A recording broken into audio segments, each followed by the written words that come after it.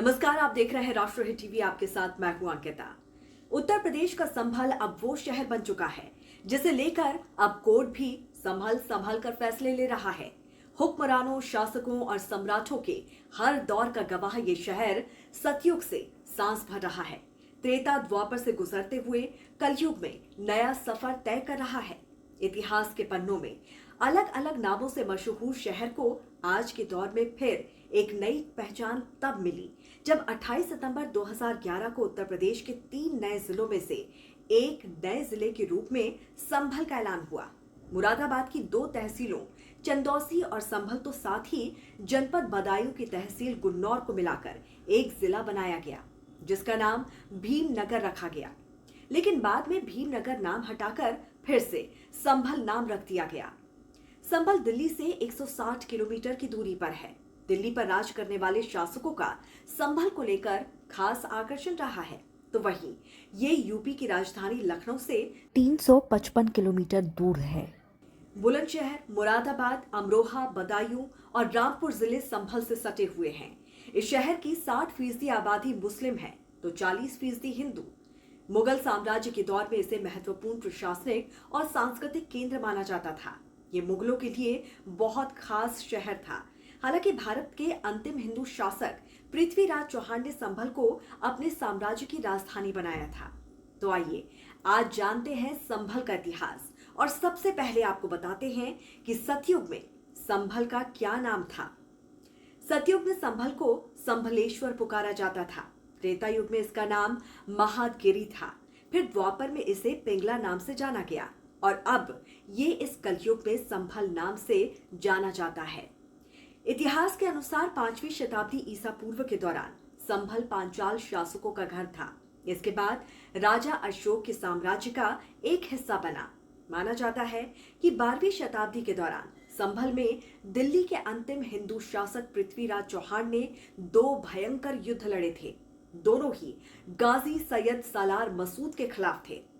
गाजी सैयद सालार मसूद दरअसल गजनी साम्राज्य के शासक महमूद गजनी का भतीजा था, जिसमें पहला युद्ध पृथ्वीराज चौहान ने जीता, लेकिन दूसरे युद्ध को लेकर स्पष्ट जानकारियां नहीं मिली है या फिर इतिहास में दर्ज नहीं हुई।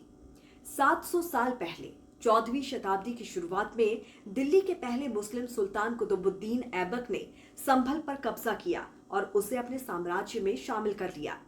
बाद में दिल्ली के दूसरे सुल्तान फिरोज शाह तुगलक ने संभल पर अचानक हमला कर कब्जा कर लिया।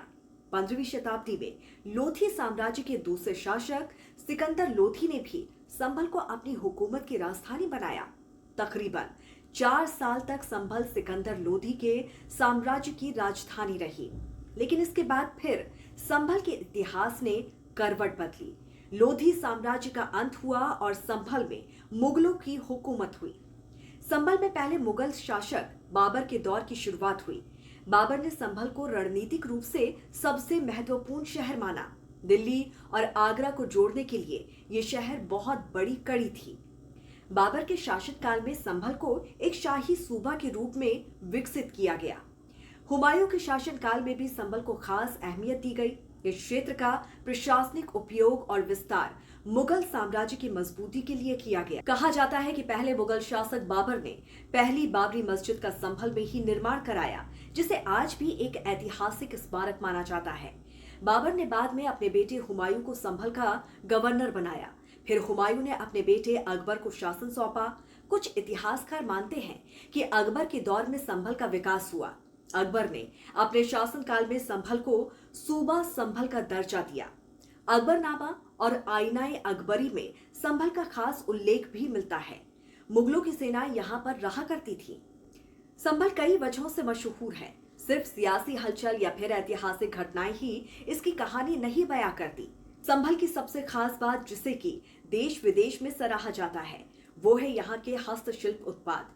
हड्डी सींग से बने नक्काशीदार हस्तशिल्प उत्पादों की विदेश में अच्छी खासी डिमांड है।